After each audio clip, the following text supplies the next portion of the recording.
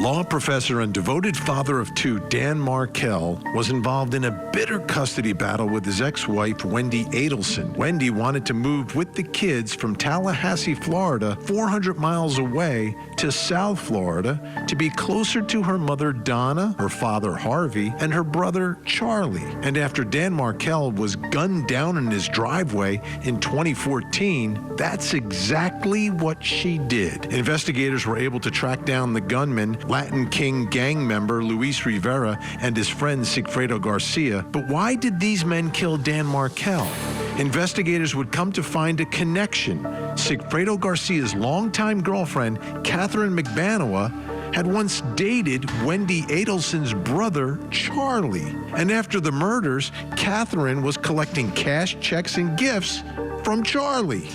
Authorities determined this was a murder for hire orchestrated by Charlie Adelson. After wiretaps, undercover operations, and a murder trial, Charlie Adelson has joined Catherine McBanoa, Sigfredo Garcia, and Luis Rivera behind bars. But now, shocking new developments in the case. Charlie and Wendi's mother, Donna Adelson, has been arrested and charged with orchestrating this murder for hire. Tonight, we take a look at Donna, her jailhouse calls to Charlie, and the evidence implicating her as we continue our investigation of the murder of Dan Markel. I'm Wendi Adelson. Great to have you with us here on Closing Arguments. What a development in this case. Unbelievable twist in everything. But let's start where I always start. Dan Markel was a loving father. That's why he was murdered.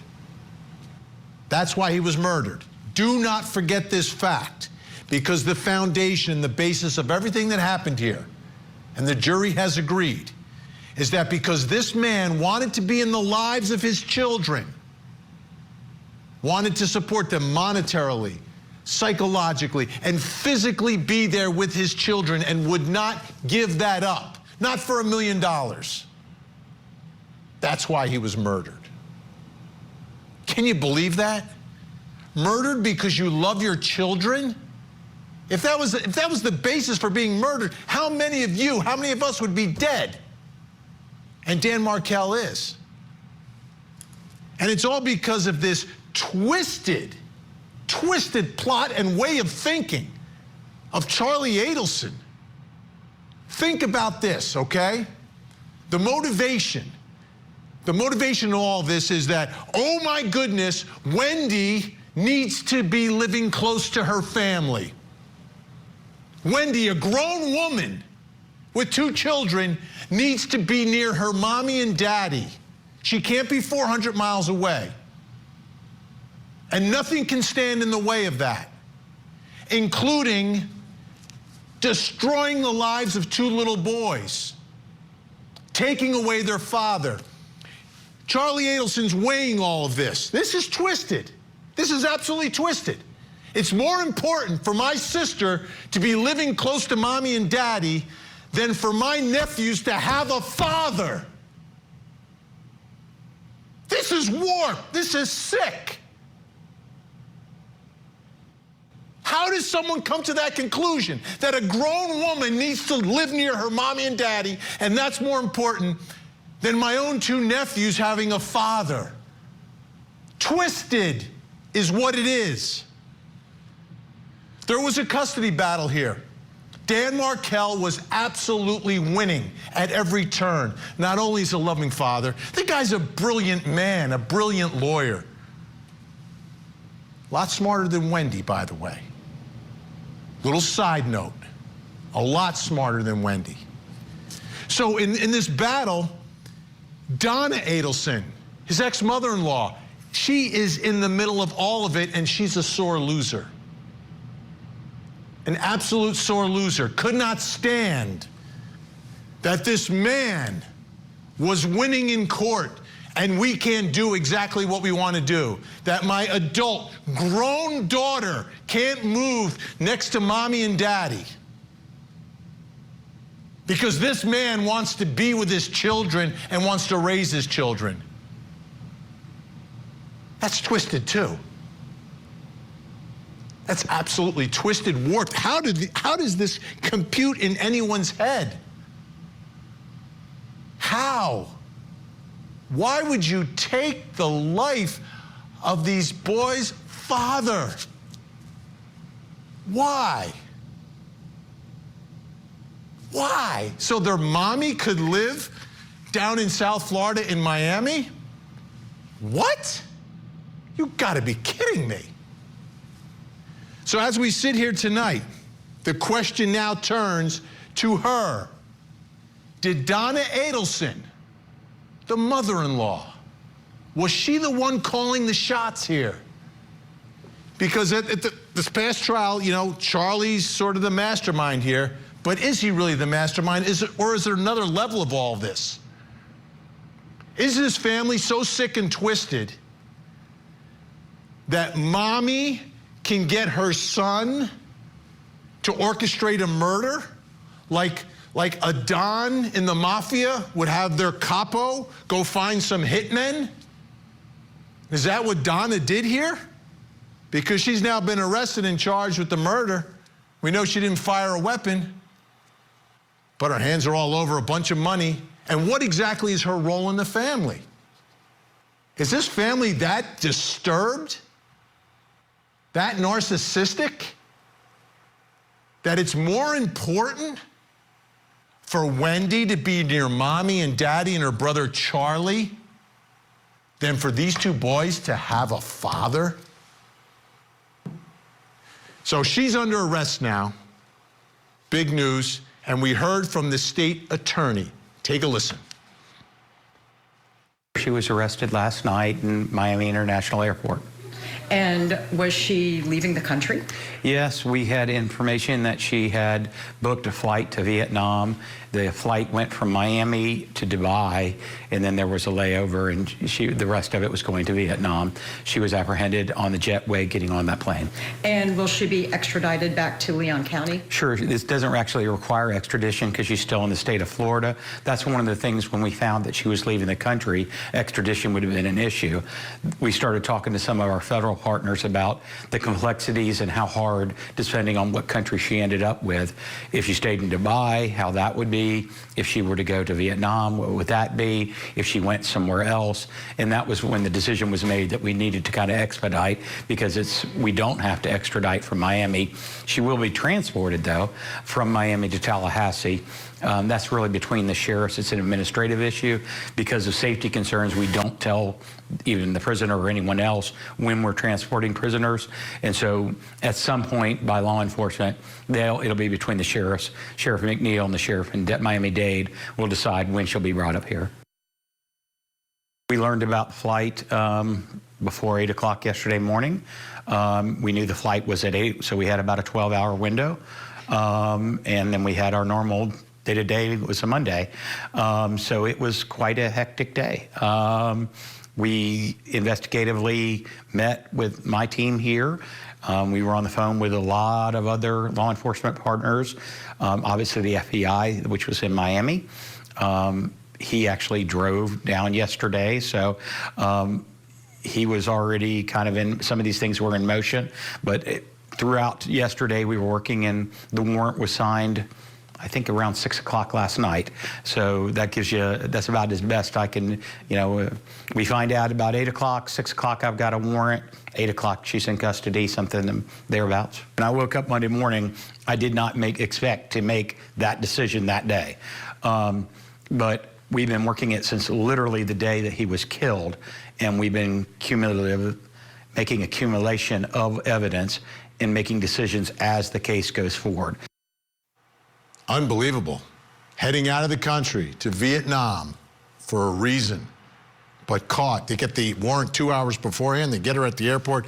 Unbelievable. Let's bring in our guest, breaking all this news as it was happening in Miami, Florida. Co-host of Surviving the Survivor podcast, Joel Waldman, is with us. And in Tallahassee, Florida, criminal defense attorney, former federal prosecutor, was on that podcast with Joel while all this is being broken nationally. Tim Jansen is with us. Guys, great to see you tonight. Wasn't expecting this. Wasn't expecting this, but wow.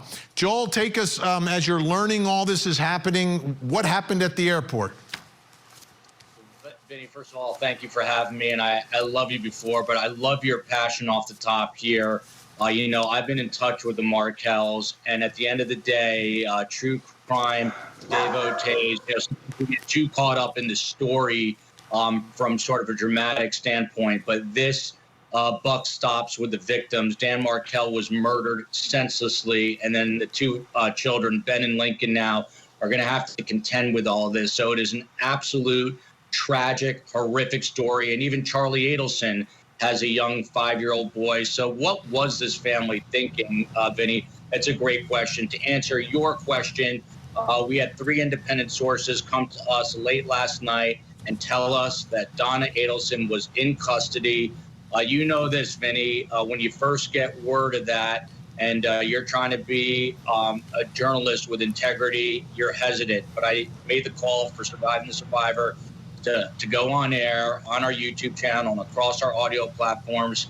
And lo and behold, we had 3 independent sources telling us the same thing. And during our show last night, it was confirmed that Donna Sue Adelson was arrested as she was on the jetway. They needed enough information, I guess, for the court of law, which you and Tim would know better than I, to say, hey, she was in fact trying to flee. And that's when they nabbed her, and that's why we are where we are today.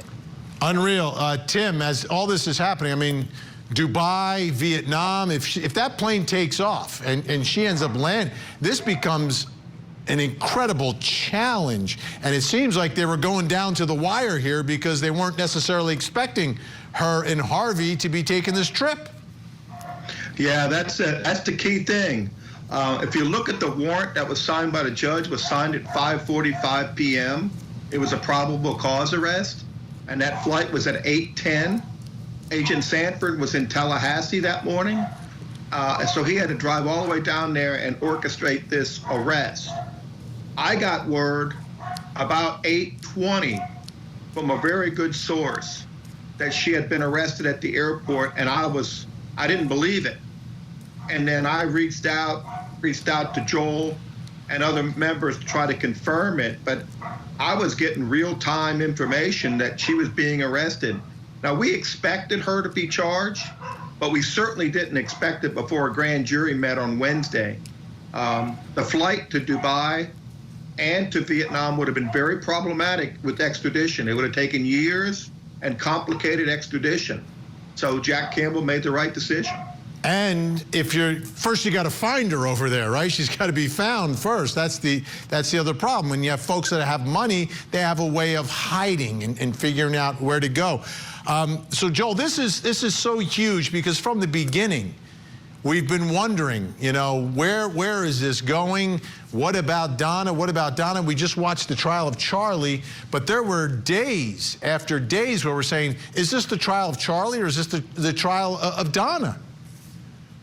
Yeah, and we talked about that at length on our program last night and again today. There were times during Charlie Adelson's trial where you were wondering who they were talking about. Was it Charlie Adelson or his mother? It was almost like Georgia Kappelman and the state were making the case against Donna in advance. And maybe it's because they had her in their crosshairs before we ever even knew about it. And exactly 1 week after the man you're looking at on the screen, Charlie Adelson, was convicted of first-degree murder and conspiracy to commit murder, among other charges. Exactly 1 week later, I don't think anyone could have predicted it. His very own mother now in custody. And I have to tell you, she's 73 years old. You know my mom, Vinny. She's 84 years old.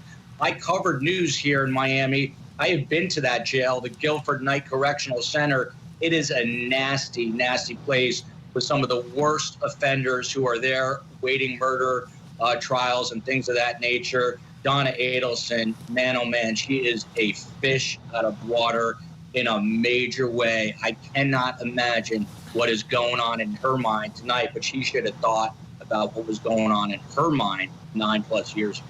Yeah, we see that vest. I think that's to help, you know, keep her restrained or prevent whatever she may do. I don't know. But I want to take a look at the probable cause affidavit. Jail calls from after Charlie Adelson's guilty verdict include multiple calls in which Donna Sue Adelson is telling Charles Adelson that she's getting things in order, creating trusts, and making sure her grandchildren are taken care of. Donna discusses plans for a suicide, but also discusses plans to flee to a non-extradition country. Donna Sue Adelson has considerable financial resources to accomplish this.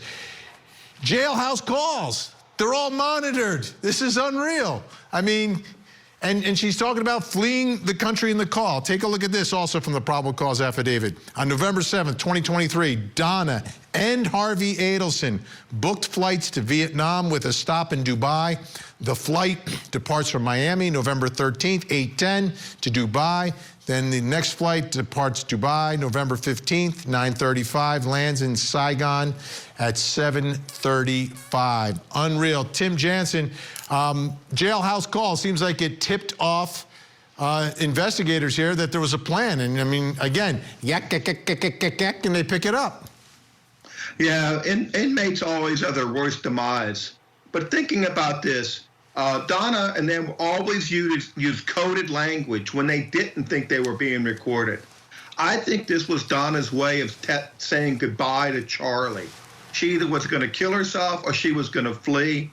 But I don't think she expected that law enforcement would either get the calls or be able to arrest her before she got on the plane. I think she made a mistake. I think if she'd have done this a week before the verdict or during the trial, I don't think Jack would have gone and had her arrested. They used Charlie's trial as a test case to see how it would go.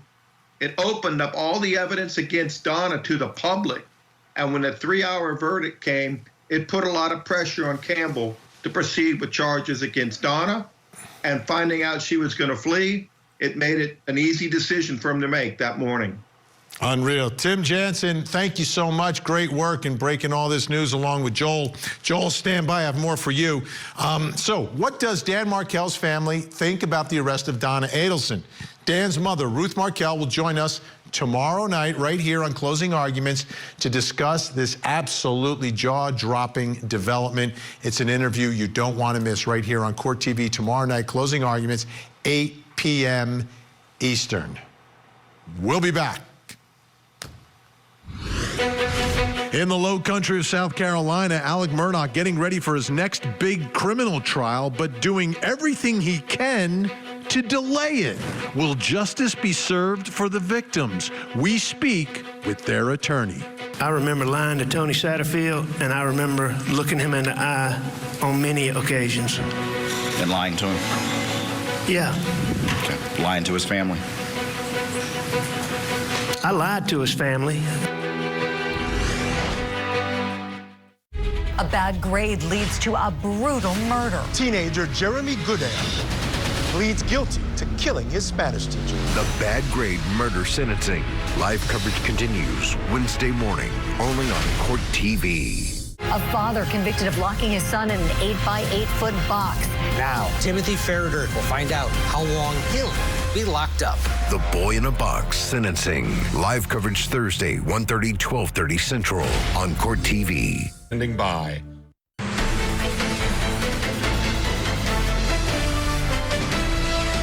Was being near your parents the sole reason that you wanted to relocate? No. It wasn't the sole reason stated in your petition? It wasn't the sole reason stated in my petition, and it wasn't the sole reason that he and I talked about before I filed the motion to relocate. Why was he so adamant and so confident that this was the real reason you wanted to be down there? I think there's a lot of things in these pleadings that are not true, so just because it says something doesn't make it true. Sure, but did he know that your mom was just grinding on this issue of trying to get you down there? He would have had no idea. He wouldn't have been, that wouldn't have been known to him? I don't think so. And just because a witness says something doesn't mean it's true either, right? Yeah, we've seen that before.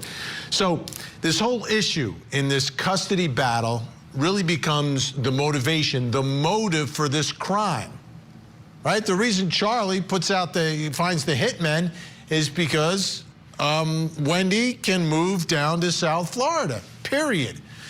But the real question, I think, tonight, as Donna's being arrested, the mother-in-law, was Donna more invested in this relocation than even Wendi was? Was she more unhinged than Wendi was in this custody battle? Like, we know how personal and how emotional it gets, but here, does it seem that perhaps the mother-in-law, the mother, is more emotionally unhinged, out of control in this custody battle than Wendi? I want you to take a listen to more testimony from Wendi Adelson. What about the one where Dan Markel is asking that your mother not be permitted to have unsupervised visitation with the kids? My mom never saw that because after he filed that, he then asked my parents to babysit the kids, and my mom baked him banana bread. So you want me to read what she said here? I want you to answer the question. What was the most important part of the divorce for my mom? Yes. It says here that for her it was relocation. All right. And did you have 2 8-hour mediations in your divorce? We had 2 very long mediations. I don't remember exactly how long they were, but they felt Did they result in a resolution? No. Was Mr. Markel seeking to depose your mom as part of the divorce? I don't remember that. Did your mom call Dan any disparaging names around this time frame? Well, I just read them in the emails, but I don't remember them independently. Okay. Did she call him Yes. a narcissist? Yes. A bully? Yes. Religious zealot? Yes. That I don't remember. Page 5. Okay. I'm sorry, what was your answer? Yes. Yes. Another bribe to get him to allow relocation should be the offer of plane tickets so that he can fly back and forth, right? So you're going to potentially offer this big monetary benefit that would allow him to fly back and forth to work. Is that the idea? I never said that I was going to do any of that. Okay, was that the idea that your mom had? That was the idea. All right, and the amount of the bribe is going to be, or was at least discussed as being $1 million. Is that right? That is what they said. Okay, and did you agree with that? No. What about the idea that you could try to threaten Dan to convert the kids to Christianity so that they can fit into the Bible Belt here in Tallahassee? Is that something your mom suggested in these emails? My mom did suggest that. Let Jibbers know that your children will be baptized in the Catholic Church. Have a picture made of them in front of the church, all that kind of thing. That's what your mom suggested at one time? She did, yes. So who's more unhinged here? Who is it more important to, right? Who has the motive for this hit?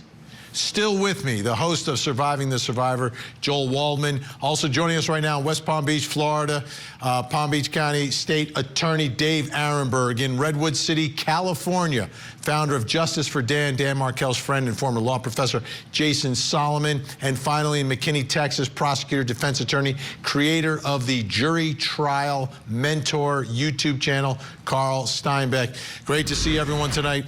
All right, Dave Arenberg, what do you, I mean, it seems like she's unhinged here, Donna Adelson, and she is emotionally out of control in this custody battle / relocation effort.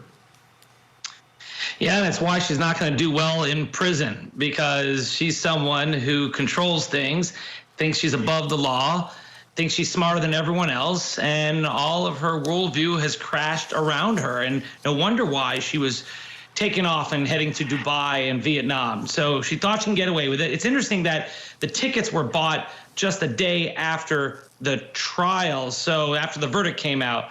It leads me to believe that the claims of suicide were really just fake, that she was always intent on leaving, because right after the verdict, she decided to get out of Dodge. I don't know how serious the whole suicide thing would be at that point. So look, she's not going to do well there. I just think the only way she could ever get out of prison before she dies is if she decides to play ball with prosecutors and give up Wendi, which she's not going to do, or perhaps even give up her husband, Harvey, which maybe she does, outside chance, but either way, things are not going to go well for her. So, Jason, as I'm looking at the dynamic here and who's really calling the shots, the more I hear, the more I think there's a stronger argument that it's Donna. That Donna is the one that seems to be spiraling out of control in this custody battle. Yeah, it seems she was calling the shots. She was absolutely calling the shots. That doesn't mean that Wendi, the ex-wife, wasn't herself morally and legally culpable. I think she was. She clearly knew in advance. But Donna was the one that was driving this train. It's important, you showed in the clips, it's not just the battle over whether they were going to relocate. That had kind of been decided, even though Donna was still pushing it. But it was this motion that Dan filed saying that because she had trashed him in front of his kids, that she shouldn't be able to have unsupervised visits with his kids anymore. And I think that must have been just such an incredible affront to her as a narcissist who thought that she was this amazing grandmother and mother. And he shattered that with that motion. He felt like he was being trampled on during the divorce proceedings, and he felt like he needed to stand up for himself. That's what he did. And then the family took this horrible course of action. I want you all to take another listen to more of Wendi Adelson's testimony here. This is from an email, and I think it's very, very revealing, again, about the mindset of Donna, who has now been charged in this murder. All right, are those emails between you and your mother? I don't think I responded. I think they're just emails from my mom to me. No? Okay, mostly all from your mom. Yeah. It reads, however, the rest of your life and consequently Dad's, mine, and yes, even Charlie's will be affected by how well you can perform/act before July 31st. You need to be a good actress you can be a good actress when you want to. I've seen you in action. You need to put on the performance of your life. Jibbers hasn't beaten the Adelson family yet. Who's Jibbers? Jibbers, she's referring to Danny. Okay, Carl Steinbeck, as you hear that email and we think about Donna and her role here, it seems to me that she is pulling the strings on this family and is setting things up. And what do you think this performance of her life was supposed to be? Well, I think the performance was continue to act like you're a victim of Dan Markel, that Dan Markel is an abusive husband, which he was not. And so they were playing this whole thing up, and it definitely looks like, if you review the evidence, that this was in the works for many months. And if you look at the motion filing by Dan Markel in March of that year, he was actually alleging that when he had committed misconduct and fraudulently deceived the court on marital assets, and he was saying that her actions were demonstrating she was unfit to practice law there at the law school, FSU Law School. So I think she was more subtle and sly about not outwardly revealing her emotions. So I think she was feeding her mom all the information to get her riled up, who had no control, had all this outward rage. So in a way, you can also say that Wendi was really calling the shots in terms of she knew how to stir up her mom, and she knew that she was going to probably lose her job and be stranded in Tallahassee with no decent job and having to be there because of Dan. And keep in mind, she also hated Tallahassee so much she wrote a book about it that paralleled her life, that talked about her hapless husband, who was also from Montreal like Dan, and who also had a professorship job there. So you look at all the hatred of the person in that book, who she was married to, and you see a common thing that this was years of hatred that Wendi had towards Dan. She didn't write a book about grieving, because we have another woman accused of murdering her husband who wrote a book about grieving for the children. She didn't do that, did she? No, not at all. Okay. All right, stay where you are, everyone. When we come back, we're going to take a closer look at some of the evidence from Charlie's trial that I believe can be used very effectively against Donna. That's next. A bad grade leads to a brutal murder. Teenager Jeremy Goodale pleads guilty to killing his Spanish teacher. The bad grade murder sentencing. Live coverage continues Wednesday morning, only on Court TV. A father convicted of locking his son in an 8-by-8-foot box. Now, Timothy Ferreter will find out how long he'll be locked up. The Boy in a Box sentencing. Live coverage Thursday, 1:30, 12:30 Central on Court TV.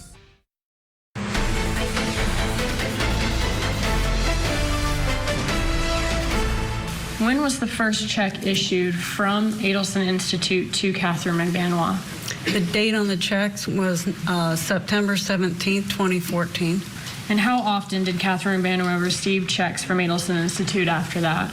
She received 2 checks a month. Were all of the checks deposited by Catherine McBanois? They were. Who were all the checks signed by? Donna Adelson. Donna Adelson actually and literally signing the checks to Catherine McBanois, one of the convicted murderers here. She was the broker, the one in between the people who wanted the hit and the people who carried out the hit. She never worked for the Adelsons, never worked for the Adelson Institute, but was getting checks from them. Now, there's also an argument to be made that she's connected to the cash payments to Catherine McBanois. Let's take a listen to the testimony of Charlie Adelson and Catherine McBanois.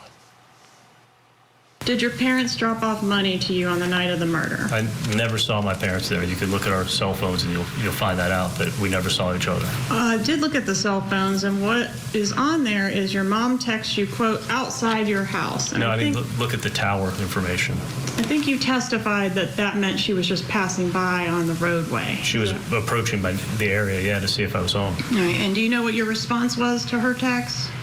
Yeah, like 20 or 30 minutes later, I said 10 minutes. I'm 10 minutes out, is what you said. I think I said 10 minutes, but yeah, I'm not home. Doesn't that indicate you're going to meet them at your house in 10 minutes? No, I told her to let me know when you're going to be in the area. Was the money that Catherine McBanois got damp? I never gave her any money that was damp. Okay. The dampness of the money is significant here, right? But also, that's the night of the murder. Why is Donna, like, going back and forth with Charlie, like, I'm going to meet you? The argument by prosecutors is it's to give him some of the cash that he's going to use to pay Catherine McBanois. Here's Catherine McBanois' testimony. Was the money damp? Yes, ma'am, it was. I believe his parents or his mom might have washed the money. You mean like physically wash the money? Yes, ma'am. And why do you think his mom did it? Because he was always adamant about telling me he didn't have any money in his house. And he told me that his parents had just stopped by right before I got there. Okay. So all of a sudden he had money to put in the trunk of my car. Check, send, cash. Let's bring back in our guests, Joel Waldman, Dave Arenberg, Jason Solomon, Carl Steinbeck, all with us. Joel, it seems there is a connection, a link between Donna Adelson and the actual money, whether it's a check or cash.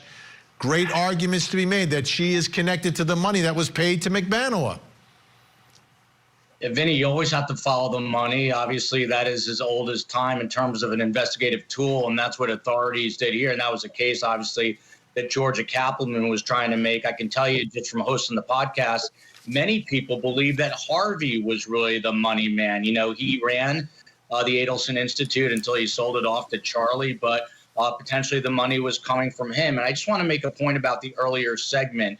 I agree with you that Donna is likely the puppet master, but in no way is Wendi Adelson innocent in all this. You know, my wife uses the term jokingly, being a damsel in distress. And I think Wendi played her mother and, emotionally pulled on Donna's heartstrings and said, poor me, I'm in this terrible marriage. And not only was the motivation, do I believe, this relocation, but also in this nasty divorce proceedings, Dan Markel accused Wendi Adelson of hiding assets. So there's also potentially a financial aspect to this. That was brought up by an attorney who watches our show.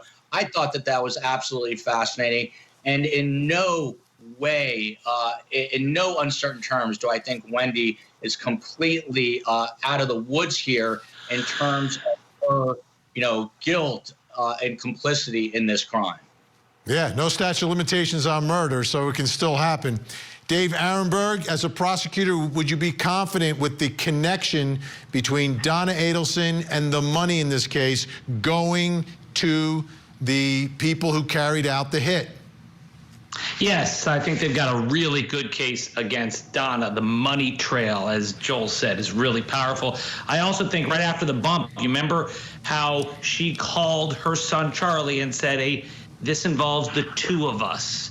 $5,000 for the TV. She's speaking in code. Innocent people don't speak in code. And she says it involves the two of us. That is really interesting. It shows she is tied in to this. And if you ever had any doubts about her involvement, if you don't want to believe the money trail, if you don't want to believe her reaction to the bump or the evil emails, because they were evil, just look at her conversation with Charlie after the verdict. She is saying the same thing that got Charlie in so much trouble at his trial. The stuff that Charlie said at the Dolce Vita restaurant, that if there is evidence against me, I'm taking off, I'm getting on the next plane. Well, Donna just said the same thing with less background noise.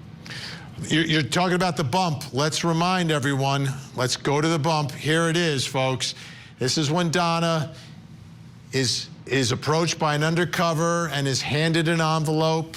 It's got an article about Dan Markel's murder, and her reaction is absolutely stunning. She doesn't go to police. She's not shocked. She's not in fear. She doesn't feel like she's, it's unreal. So after this bump, here's the call that Dave Arenberg is talking about. Did someone write a letter to you or something? I got some paperwork hand delivered to me. You're being sued? No, that's what I thought it was, but I'm going to talk to you. Does it involve me or other people? Well, probably both of them. What's that? Probably the two of them. You probably have a general idea what I'm talking about. It's the Grover Washington Jr. moment, the two of us. Just the two of us, Charlie and Donna. Okay, now, weeks later, Donna now calls that undercover agent, but as I'm listening to it, I think she knows she's speaking to an undercover agent. Let's take a listen. I don't know your friend who is in jail. You mentioned a name. I don't even know his name. I never spoke to him. I don't know what he looks like. I've never met him. I'm sorry your friend's in jail, but I don't know what that has to do with me. You know exactly what it has to do with. You know exactly what. Listen to me carefully. Listen to me. Listen to me. You just got to listen to me. You need to ask your friend who this person looks like, what their name is, something, because I know there's a big reward out there, and if you need money for your friends, that's the way to get it. I mean, I'm asking you nicely. I don't know who he is. I am out of the loop. It is not me. All right, Jason Solomon, what does the bump, the call to Charlie, then the call to the undercover, what does that prove to you? It proved to me that she was absolutely centrally involved. And if I were the prosecution, I would just plan on playing that clip where she says that involves the two of us. You probably have an idea what we're talking about. Just plan on playing that over and over. And I can't imagine Donna is going to get out of it. I don't even know how Donna can really go to trial. I mean, I don't know what options she's going to have.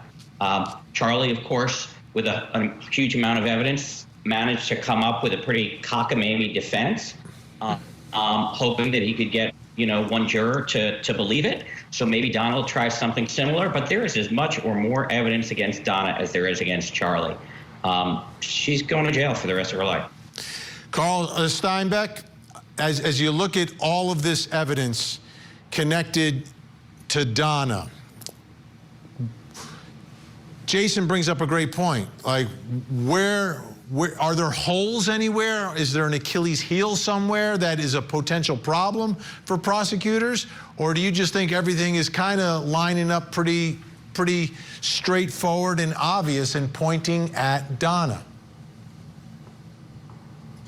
There's no wiggle room on this at all for her in the defense, just like there wasn't for Charlie. In fact, Vinny, if they would have had her as a co-defendant at this trial, she'd have been convicted and the verdict would have came out just as fast as it is for Charlie. Let's take a listen to some more testimony here about a conversation involving a birthday present. Was there a text message exchange in March of 2014 where Donna Adelson asked Charlie Adelson to erase a text that she sent? Yes. Okay, can you show us that? Can you read it to us? 2 texts here. The first says 37 miles to Gainesville. And the next is, I can't talk now, but I'll text you before we stop in Gainesville where I can go to the bathroom and have a moment of privacy. Then I'll call. Please pick up because I will have very limited, quote, alone time today. Erase this text after you read it. Okay, so she wants to go to a bathroom to talk to Charlie Adelson on the phone in private once she gets in Gainesville here, Yes, but wants him to erase that text on his phone. it's what it indicates, yes. Okay. Then a few minutes later, what does she say? We'll stop in about 5 minutes and I can speak to you privately about Dad's birthday gift when I'm out of the car. I have some good ideas. Paella, the secret paella. Absurd. Before we go and we run out of time, Dave Arenberg, Jason Solomon, you both knew Dan Markel, and I never got to meet him. If you could just give us a few words about Dan. And, I express, the grief about these 2 boys growing up without their dad, and the whole motivation behind killing him is that he just wanted to be a dad. Dave, you go first. Danny Markel was a great guy, and he was brilliant. He had integrity, and you can see that through his mom, Ruth. You can see where he gets his principles and values from. And to me, it's a tragedy compounded into another tragedy by the fact that the Adelsons got away with it for so long. They got everything they wanted out of this for a time, even whitewashing Dan Markel's last name, where they took his entire past with the kids and just threw it in the trash because they changed the last name to Adelson from Markel. They moved the kids down to South Florida, and they wouldn't even let Dan Markel's parents see the grandkids. And now the grandkids have been totally inundated with bad stuff about the grandparents. So finally, justice has arrived. Jason Solomon, I know we only have a few seconds, but a few words about Dan. He was just an incredibly devoted father. He didn't want to miss a minute with those kids. That's why he didn't want to be divorced. And that's one of the many reasons why this was such a tragedy. Guys, appreciate your time tonight. Unbelievable development in all this. I'm glad you were here. Joel Waldman, Dave Arenberg, Jason Solomon, and Carl Steinbeck, thank you so much. We'll see you again really, really soon.